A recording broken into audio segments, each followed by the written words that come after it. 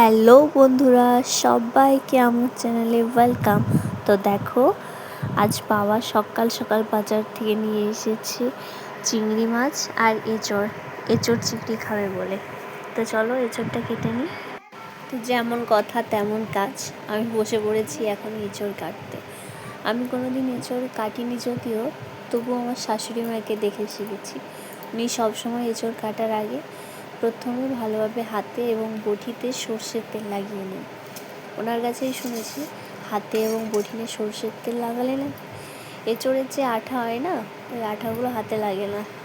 তো আমি হাতে ভালোভাবে তেল লাগিয়ে নিয়েছি। এবার এঁচড়টা মাঝখান থেকে কেটে সরু সরুভাবে ভাগ করে নেব।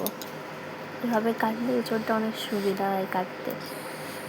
তো আমি এভাবে ছোট্ট ছোট্ট করে প্রথমে এঁচড়গুলো লম্বা লম্বা খাদি করে নিচ্ছি। বড়দের মুখে শুনেছি কে কিভাবে এঁচড় কাটে সেটা দেখেই নাকি বোঝা যায় কে কতটা ভালোভাবে সংসার করতে পারে। আচ্ছা, এই কথাটা কি আদৌ সত্যি জানি না। তো দেখো, আমি এভাবে এঁচড়গুলো ভাগ করে নেওয়ার পর এঁচড়ের ওপরের যে অংশটা আছে ছালটা, ওটা আমি কেটে বাদ দিয়ে দিচ্ছি। এভাবে করলে একটু সুবিধা হয় বললাম না, তো আমি এইভাবে ওপরের অংশটা বাদ দিয়ে দিচ্ছি।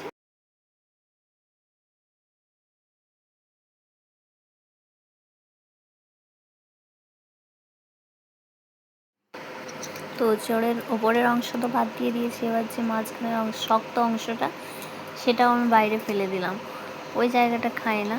এবার একটু বড় বড় সাইজ করে এঁচড়গুলো কেটে নিলাম।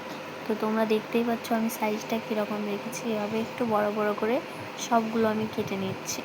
তো দেখো আমার কাটা হয়ে গেছে। এবার নুন হলুদ দিয়ে ভালোভাবে ধুয়ে সিদ্ধ করতে বসিয়ে দিলাম, একটু মিডিয়াম টু হাই আছে আর কি। তো এইদিকে আমার ইঁচড় সেদ্ধ হচ্ছে। এবার আমি চিংড়ি মাছগুলো একটা থালায় ঢেলে নিচ্ছি। মাছগুলো ঢেলে ভালোভাবে ধুয়ে পরিষ্কার করে নেব। তো দেখো, আজকের মাছগুলো কিন্তু খুব সুন্দর আর একটু বড় সাইজ এনেছে। সাইজগুলো কিন্তু খুব সুন্দর, তোমরা দেখে নাও।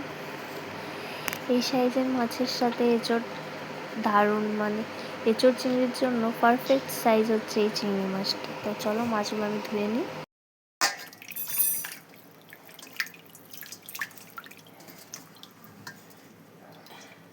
তো মাছ আমার ধোয়া হয়ে গেছে। এবার এঁচড় চিংড়ির জন্য আমি মশলা রেডি করে নিই, চলো।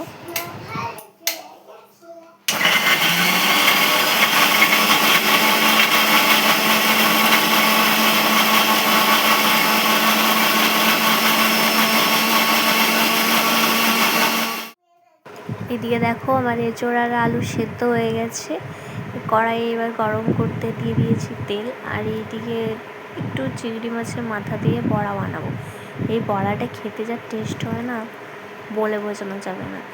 তোমরা চাইলে আমি একটা রেসিপি দিয়ে দেবো, প্লিজ কমেন্টে জানিও বড়ার রেসিপিটা।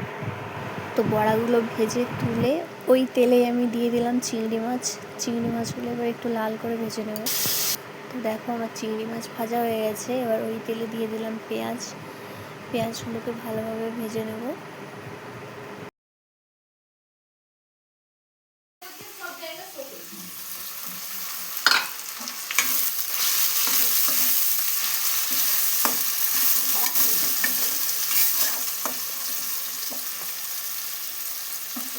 পেঁয়াজ আর আদা রসুন বাটাটা একটু ভালোভাবে ভেজে নিলাম, যতক্ষণ না আদা রসুনের কাঁচা গন্ধটা চলে যাচ্ছে।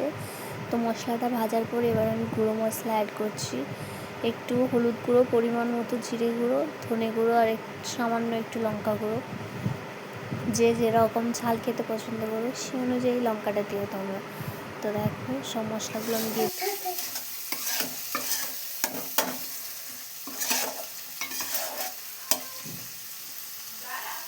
আমার মশলা কষানো হয়ে গেছে। এবার এঁচড় এবং সিদ্ধ করে রাখা আলু দুটোই দিয়ে ভালোভাবে ঢেকে কষিয়ে নেব। সিদ্ধ করে রাখা আলু এঁচড় দিয়ে কষিয়ে নেব ভালোভাবে। বললাম আগে থেকে ভেজে রাখা মাছগুলো। তো দেখো চিংড়ি মাছগুলো দিয়ে আমি ভালোভাবে নেড়ে ছেড়ে একটু গরম মশলা দিয়ে দিচ্ছি। ফাইনালি আমার রান্না শেষ হয়ে গেছে। তো আমার রান্নাটা কেমন হলো তোমরা প্লিজ কমেন্টে জানিও। গ্যাসের ফ্লেমটা এবার বন্ধ করে দিলাম। তো আজকের মতো আমার ভিডিওটা এখানেই শেষ করছি। দেখা হচ্ছে নেক্সট একটা ভিডিওতে। তো ততদিন তোমরা সবাই ভালো থেকো, সুস্থ থেকো।